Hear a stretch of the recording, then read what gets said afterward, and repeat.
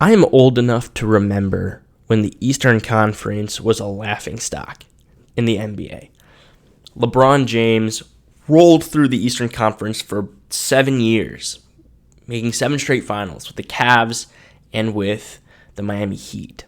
And a lot of people, while they gave LeBron a lot of respect for being one of the greatest of all time, they chalked it up to, hey, the Eastern Conference is the far weaker conference. If he was in the West, he wouldn't have been able to have all of the regular season success and playoff success to march straight through to the finals with really not any real competition standing in his way.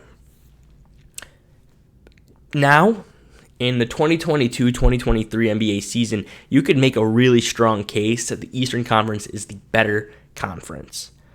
But don't sleep on the West. The Western Conference standings, the bottom of the West is pretty obviously the bottom of the West. But you push into that play-in, and you push into the top 6 seeds, there's a lot of debate that could be had over who are better, who are worse, who's going to have a better record this season.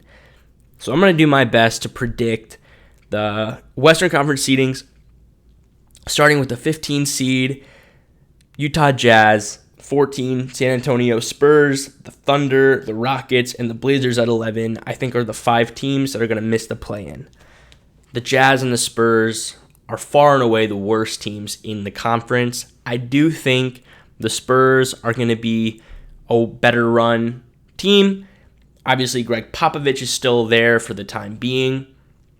Keldon Johnson is the best player, I think, on those 2 teams. And hey, I think they're just going to happen to win more than the Jazz. I think the Jazz are going to try to lose as much as they can to go get Victor Wembanyama this year.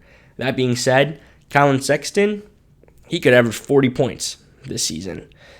He could be a most improved player type of guy because he's going to be the only person on that team really scoring. They're going to offload their Mike Conleys, the Jordan Clarkson, Malik Beasleys, go get value for those guys, for their vets, and I don't think they want to be any good this year. So they're at the bottom. Spurs, I think they'll finish pretty close with a better record. The Thunder, it's another tanking year for the Thunder with Chet Holmgren being out. What an unfortunate injury. But Shai Gilgeous-Alexander is better than anybody on the Jazz or the Spurs. And Josh Giddey, I think, is going to have a big year. The Rockets, I think, are finally going to start putting it together.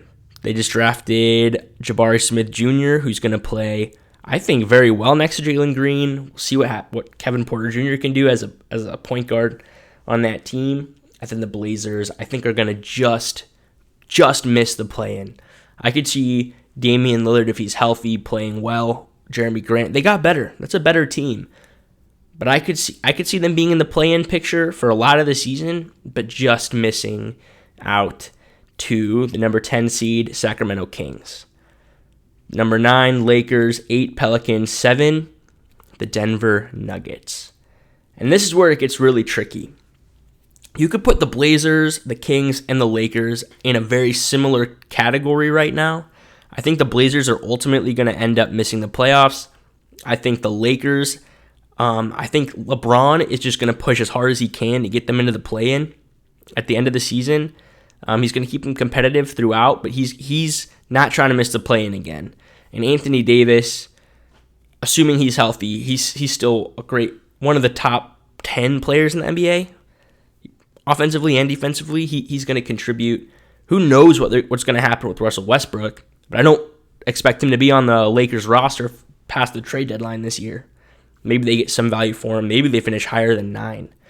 But the Kings, I think, are just desperate enough to just fight for that 10th spot, make the play-in, and probably lose to the Lakers or whoever in the play-in. But they'll make it, and they'll say, wow, our playoff drought is over. Do you count the play-in as a 10 seed, as like a playoff spot? I don't know. You can argue that all you want, but the Pelicans, I think, are still a year or two away with Zion coming back. Hopefully he stays healthy all year, but he's missed a lot of time. And this is a good team, but they're going to need Zion to be the guy. Can Brandon Ingram be that second guy next to Zion? CJ McCollum, I think, as your third option is a great third option to have, but it's going to take time for them to gel. I think there's going to be a year of developing as a team, maybe they're a piece or two away from really competing, but I think they make the play-in, and I think they keep that 8th seed, and they actually make the playoffs, and they're playing in the playoffs. And the Nuggets, Jamal Murray's coming back. Michael Porter Jr. hopefully is coming back. Nikola Jokic, 2-time NBA MVP. They got Tavius Caldwell-Pope, I believe, from the Wizards in that trade. He's going to be a perfect fit next to Jokic and Jamal Murray. But with the West being as good as it is right now, the top of the West is tricky.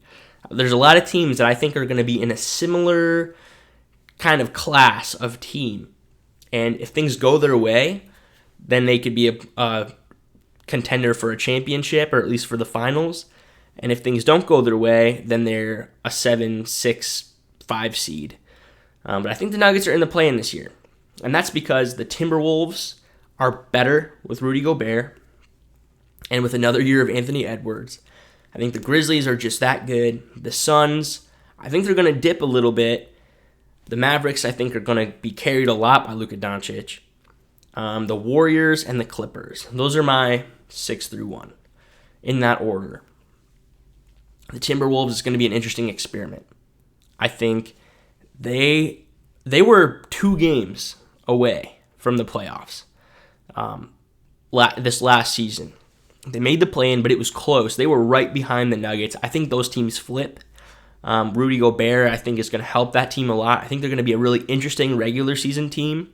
I think a lot of teams aren't going to know how to really go at them, especially to start the season. It's an interesting experiment running Cat at the 4 and Rudy Gobert at the 5. We've seen how he is such a defensively dominant force in the paint in the regular season.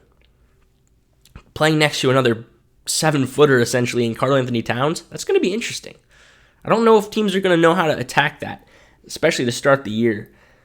Do they make it out of the first round of the playoffs? I would be shocked, but I think they make the playoffs as a 6 seed convincingly. The Memphis Grizzlies, I think they'll be there again, but again, the Suns have to be better, right? Unless there's an absolute meltdown in that team with all the Robert Sarver stuff that's going on. I have them just barely better than the Grizzlies this year. The Mavericks, another year of Luka Doncic. 2K has this dude averaging like 40, 10, and 10 every single season if you simulate like on my team or whatever, my player, my league. But I don't think he averages 40, 10, and 10, but he's going to be an MVP candidate this year. Christian Wood, I think, is going to be a good fit.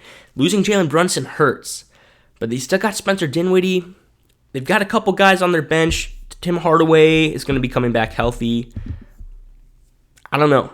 I think a 3 seed is a safe spot to put the Mavericks. The Warriors, you got to have up there Steph Curry. We've seen what he can do. Finals MVP, well-deserved. One of the greatest players of all time. We're lucky to be able to see this guy play in his prime. And that his prime has lasted as long as it has. I'm excited to see what the Warriors can do if Moses Moody and Jonathan Kuminga continue to develop. If James Wiseman comes back and is productive, that's good. Jordan Poole, another year of Jordan Poole. It's a pool party over there. That's one of the deepest teams in the NBA. They've proven that they are still championship level talent. Steph Curry, again, is just an amazing, amazing player to watch, even at his age. He's aging so gracefully. It's funny that he had more injury problems earlier in his career than he has in his prime. But that's great. As he's aged, he's aging gracefully. At least last season. And the Clippers won 42 games last year and made the play-in, with Kawhi missing the entire season and Paul George missing most of the season. They even had guys like Norman Powell out for a significant time. This team, they're going to be back, and I'm assuming that they're healthy and that Kawhi plays 65 games. Paul George plays 65, 70 games. Ty Lue continues to be a slept-on coach by casual fans in the NBA. He won a championship in Cleveland. Yes, he had LeBron and Kyrie and Kevin Love. This team that he's got right here in LA,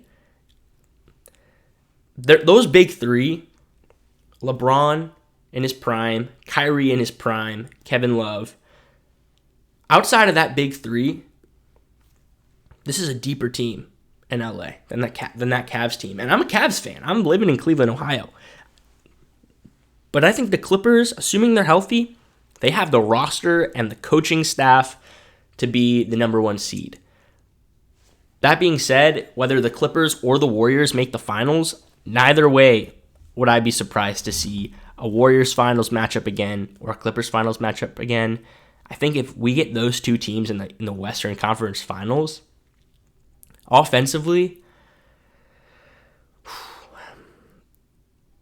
the Clippers might be the only team in the West with the roster to slow down Steph Curry on the perimeter.